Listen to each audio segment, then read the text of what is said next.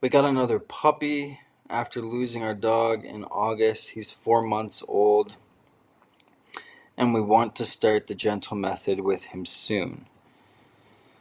Would love any tips you guys can give starting with a puppy.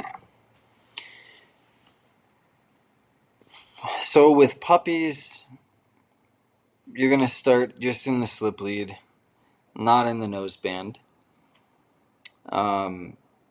You're typically going to be, it's just going to be lighter because they're generally just a softer, more putty like kind of being.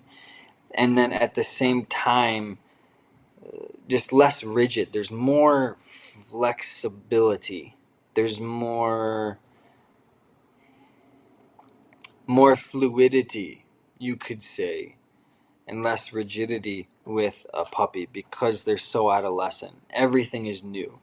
And so when you bump a puppy off of a smell, they're going to go from a smell to a leaf blowing in the wind, and then you'll bump them off the leaf, and then they'll go back to a smell, and then you'll bump them off the smell, and it's just this very adolescent kind of chaotic thing that you're trying to help corral for a split second of connection, and then you're going to give that some praise and affection, and then it's gone for a while again.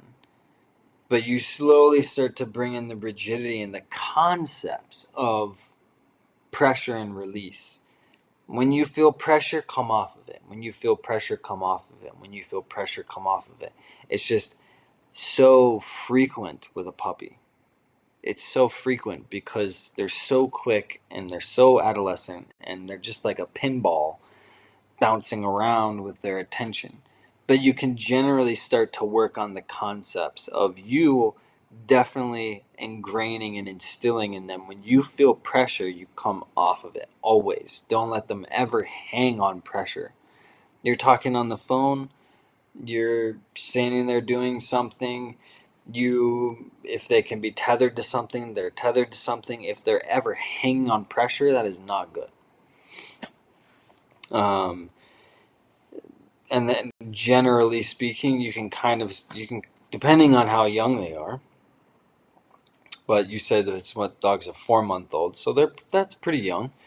Yeah, just work on, you can start doing the practice. Definitely steps 1, 2, and 3 for sure, and maybe even 4. um, it's just going to be very general. Very general. We can't expect very much rigidity with a puppy, just like we can't expect very much rigidity and understanding of boundaries and stuff with a young child.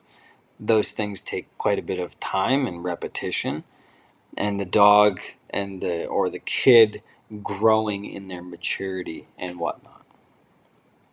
But absolutely, start working on the general concept. And even if you're going for a walk and they're on a harness or whatnot, you can still work on that concept of coming off of pressure. It's so important. I would say that that's probably one of the biggest things that dogs, like their initial thing is coming off of pressure.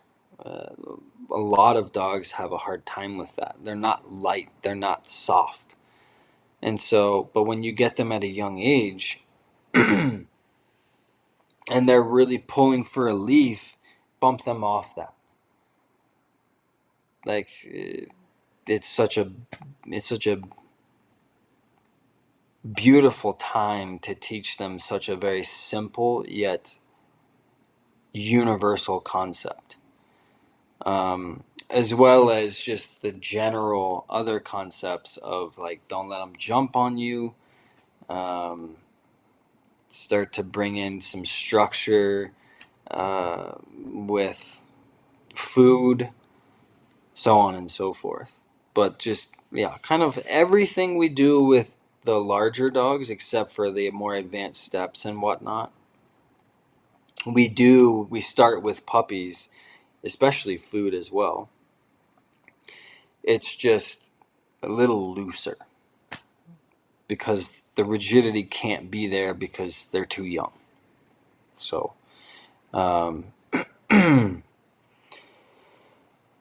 yeah.